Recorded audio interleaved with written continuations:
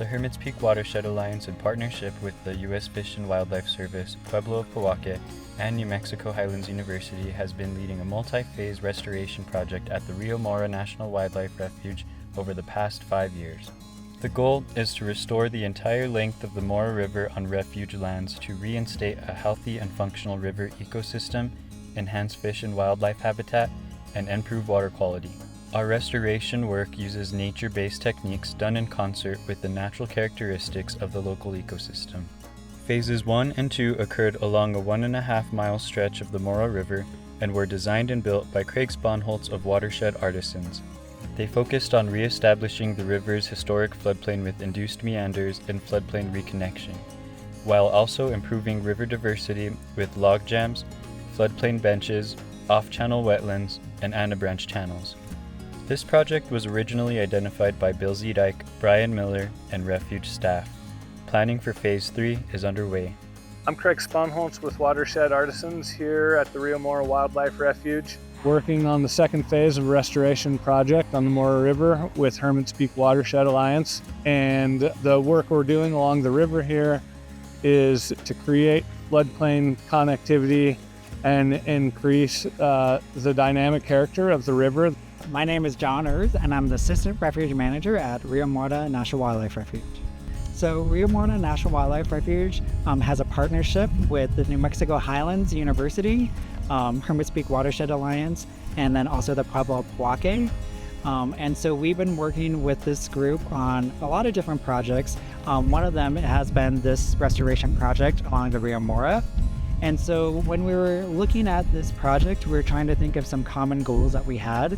So the main goal of this is to connect this area, the floodplain, back to the river. So we want to have that water connectivity to again encourage the different habitat, which would be that thick, dense, tall vegetation. So what we're doing is we are excavating down into the floodplain of the river to make it closer to the riverbed, so that as the river floods, water spills the banks more readily because effectively the banks are lower and spreads out across the new floodplain.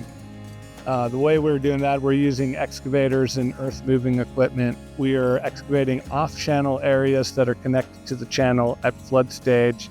They see water, and in some of those areas we are creating anabranch channels, which is a channel type and geomorphology that's been evolving along the Mora River here, I think due to a lot of reasons, including changes of the flood regime, irrigation diversions upstream that take a lot of the runoff out of the river or have historically an increased fine sediment load. A lot of those things kind of coming together and basically creating these islands in the river that are different than a typical depositional bar because the islands are actually permanent.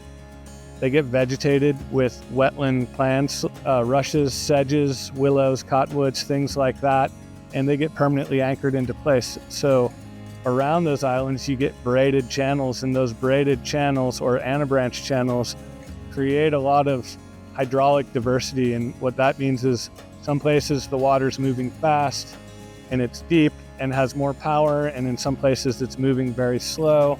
And that creates a lot of different types of aquatic habitat. In some places, the bed of the river has been kind of cleaned off so that you have gravels and cobbles exposed that are essential for many species of fish spawning and other aquatic habitats. And in other areas, those fine materials aren't really swept off the riverbed, and you get a kind of fine, silted over, mucky river bottom that's good habitat for other critters. So we're basically building small islands, floodplain channels, and lowering the floodplain along the river and trying to create as many places along the river where base flow and flood flows can have a larger wetted footprint in the valley bottom and create more different types of habitats. So I've mentioned primarily the aquatic habitat, but closely connected to that is the floodplain habitat, which the Fish and Wildlife Service feels like is ideal habitat for the meadow jumping mouse, which is a threatened and endangered species here on the refuge. So the New Mexico meadow jumping mouse is an excellent indicator species. And what that basically means is that their population trends can inform us of the health of the riparian areas and like the adjacent areas for the species within the species range. And so what this species is looking for is areas that are have seasonal or perennial water flow, areas that are connected to the water, to the floodplain, and have dense, tall vegetation. A lot of the work we're doing will ultimately improve their floodplain habitat extensively by improving the herbaceous plant species and wetland species along the floodplain. So this is a perfect example of the habitat we're looking for with the New Mexico meadow jumping mouse. So when we're talking about that tall, dense vegetation, this is what we're looking for. So it's about, at least 2 feet tall.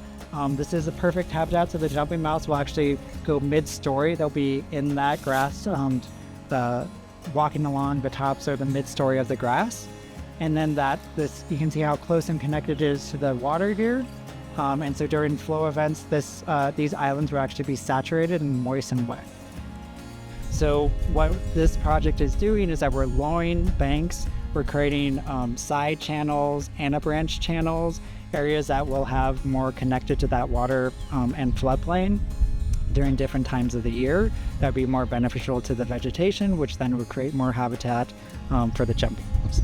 Before our work, a lot of the floodplain was dominated by coyote willow in just a monoculture. So you'll see a stand of coyote willow and there's basically nothing else growing there except for a few upland grasses. So we're leaving a lot of the coyote willow, but we're also trying to diversify that habitat and increase the different age classes of willow that we're seeing and open things up for other types of plants to grow here.